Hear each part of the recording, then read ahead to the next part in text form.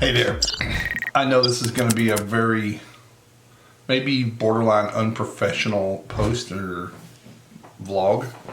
Really not a long one, but today's an office day. I don't have my hair done, my makeup's not done. So I'm in the office today working on, you don't see it, but there's paper piled up this high. I'm doing an audit right now.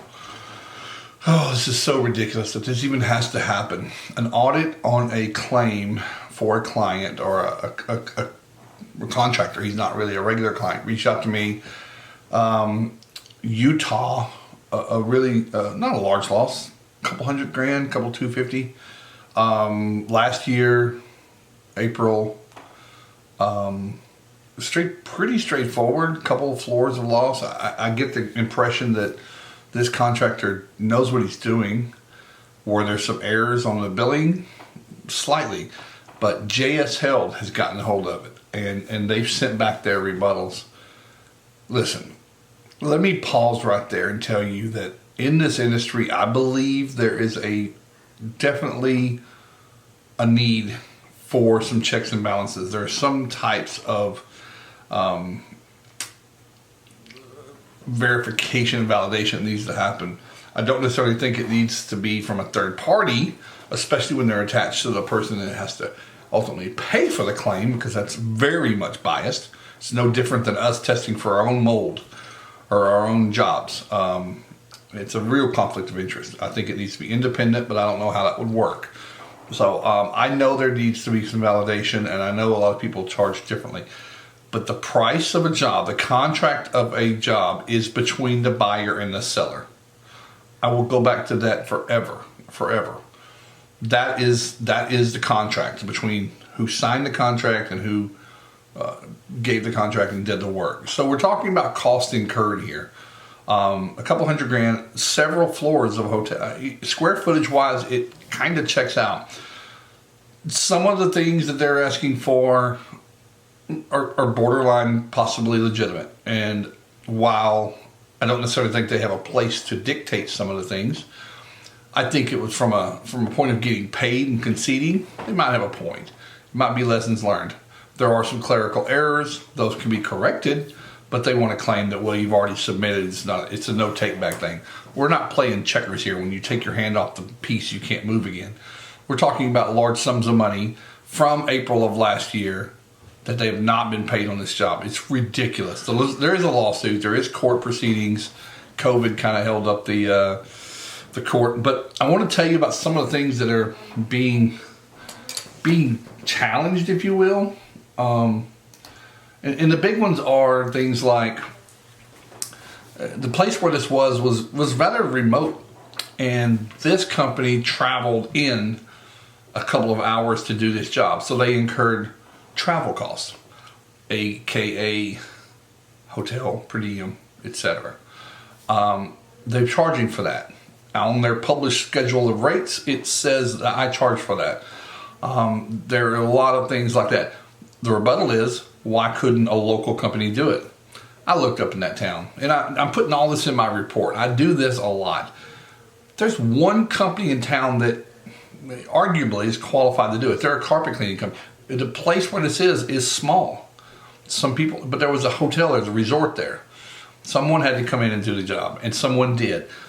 Maybe the owner of the building, the hotel, hired someone before that was local, and they did a terrible job, and they chose. Their choice of contractor was who I'm working with. They came in and did what they were told. All this is not an argument that we should be having 11 months later, 9 months later. This is something you could have challenged in the first couple of weeks as an adjuster, as an insurance company, as a third party JS Held consultant. You should have come in and asked these questions then, not now. There's a lot of questions on project manager of a job this size, project accountant. Project accountant on a job is not a very expensive position, usually somewhere between the $40 and $52 an hour range. And that is a person that does two things. They accumulate all of your costs in your daily sheets instead of your billing. Their argument is that could have been done from home base. Possibly if the company was set up to do such a thing. But they had someone on site that was tracking costs there. Anyone that's ever run a sizable loss like that knows that money disappears quickly. It's flying out quicker than you can issue a PO. There has to be control over it. And it can't be the guys that are trying to do the job. So a project accountant, JS Held, and I'm calling you out, JS Held. Maybe it's this individual that doesn't know what they're doing, but to say that's not typical on a $200,000 plus order. Now listen, I've had project accountants on $50,000 jobs if they were complex. And listen, between the buyer and the seller, right? The client says, I want you to get this done right. I want to keep when you're billing T&M, it's not like you're giving a lump sum. It's like I'm trying to be efficient and I want to bill only what I use. So therefore, I'm going to put a person on a job that makes sure that we do not overcharge you or undercharge and hurt ourselves. Some of the other things are, I don't know, it's just silly. I got a lot of notes here, just baseless stuff. Per diem for that area is less than the person is claiming. The person has a national published rate. $40 a day per diem. That's what they charge. It doesn't matter what GSA says or anything. It doesn't matter what anyone charges, unless it's law. There's just things on here. Project management not used on the size of this loss. Project, whatever. Estimating that had to happen. Which estimating these things, while it's not a whole lot of time, it is some time, and it says that's an overhead. No, it's specific to this job, and then we're going to bill for it.